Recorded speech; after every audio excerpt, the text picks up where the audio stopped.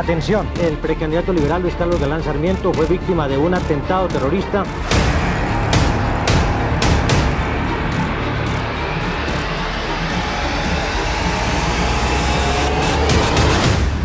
Hoy me gustaría hablar del año 1989 porque fue un año caótico, no solo a nivel mundial, sino a nivel país. En Colombia nos vimos muy afectados por el tema del narcotráfico, del terrorismo y por todo ese tema que repercutió, digamos, en el tema de la censura en los medios. Ese fue el año en el que le pusieron la gran bomba o el bombazo al espectador.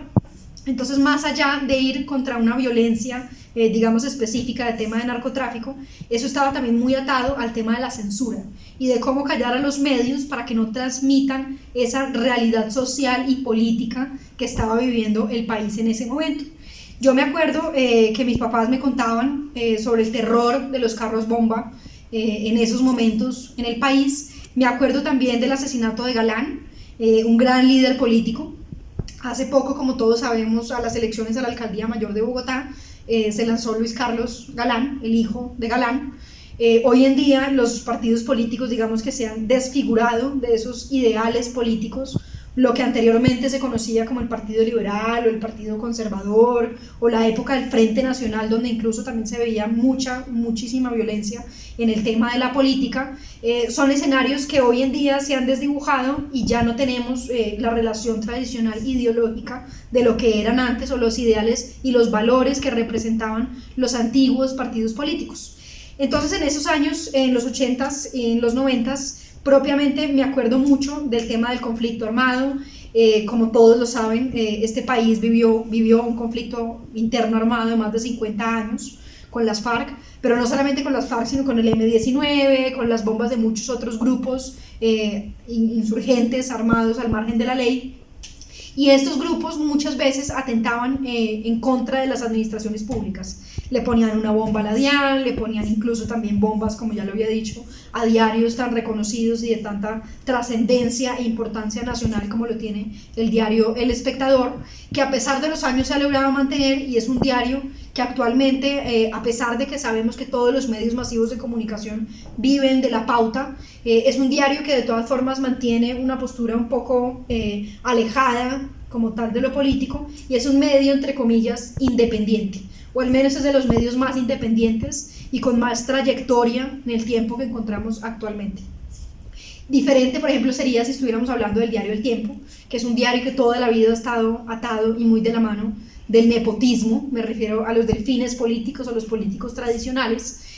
muy cercano al gobierno Santos, muy cercano a unos gobiernos muy específicos. Y otro ejemplo, digamos, de diarios que de todas formas, o de revistas, como Revista Semana, que han intentado ser independientes. Me acuerdo mucho de una portada de revista de Samper, cuando era presidente, con un elefante atrás y decía, todo fue a mis espaldas, ¿no? Era muy chistoso el titular. Al igual que esos titulares de Revista Semana, El Espectador también, digamos que tenía muchos titulares muy fuertes en contra del terrorismo, de los paramilitares, del narcotráfico, y debido a esas pullas, como se llama el programa también que hoy en día tiene El Espectador,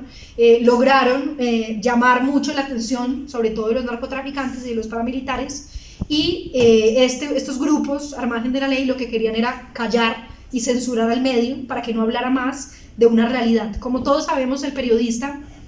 y el periodismo y los medios tradicionales y los análogos y los digitales, los medios de comunicación masivos se encargan de transmitir una realidad a la sociedad